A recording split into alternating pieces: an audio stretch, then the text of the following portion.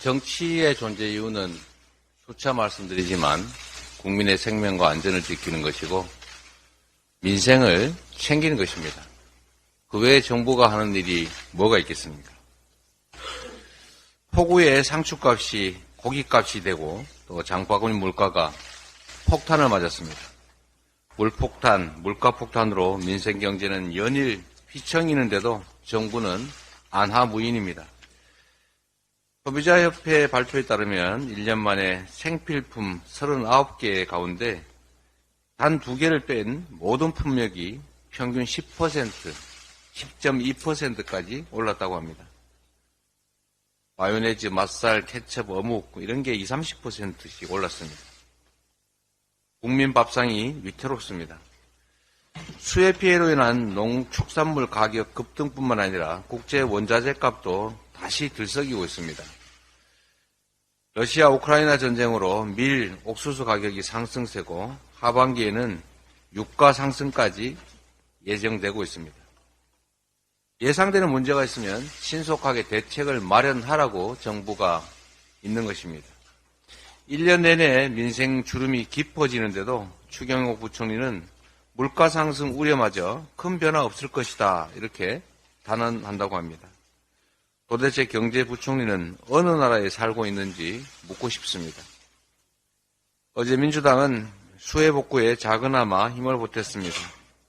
현장을 직접 가보니 수마가 휩쓸고 간 피해에 민생 경제 위기까지 겹쳐서 국민들은 사력을 다해 삶을 붙잡고 계셨습니다. 힘겹게 붙잡은 그 손을 국가가 놓쳐서는 안 됩니다. 국민 삶을 방치한 채로 추경을 안 하는 것이 마치 신념처럼 되어버린 윤석열 정부. 즉각 추경을 추진해서 국가의 역할과 책임을 더 이상 외면하지 말아야 합니다. 어제 이상민 장관 탄핵이 기각됐습니다. 우리는 이 나라 국민이 아닙니까? 159명의 국민 생명은 귀하지 않습니까? 어제 헌법재판소 장관 탄핵안 기각에 또다시 절규해야 했던 유가족들의 외침, 귀에서 지워지지가 않습니다. 어떤 말로도 위로가 되지 않겠지만 그럼에도 유가족분들께 다시 한번 깊은 위로의 말씀을 드립니다.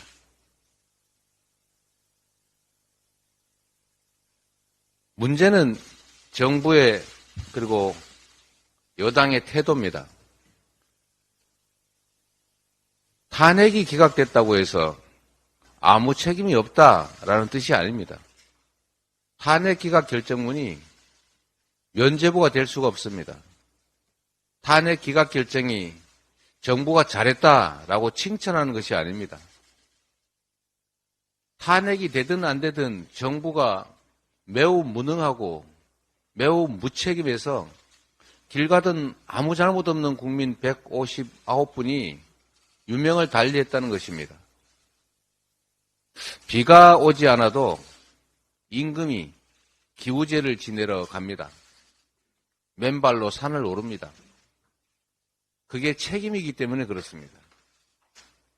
법률상 잘못이 또는 처벌받을 또는 탄핵당할 사유가 부족하다 해도 잘못은 잘못입니다.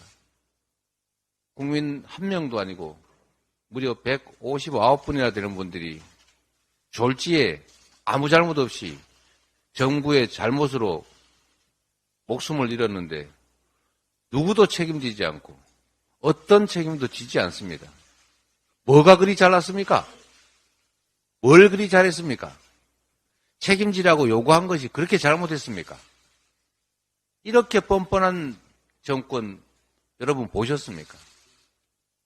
적반하장도 유분수입니다. 부안무치에도 정도가 있는 것입니다. 탄핵이 기각되면 이렇게 말해야 됩니다. 탄핵은 기각됐지만 죄송합니다. 책임지겠습니다. 앞으로 이런 일 안 생기게 더 노력하겠습니다. 우리가 부족했습니다. 얼마나 고통스러우십니까? 이렇게 해야 정상이 아닙니까? 정부, 청와대, 아니, 용산, 여당, 양심을 회복하십시오. 정신 차리십시오. 그리고 최소한의 책임을 느끼십시오. 이상입니다.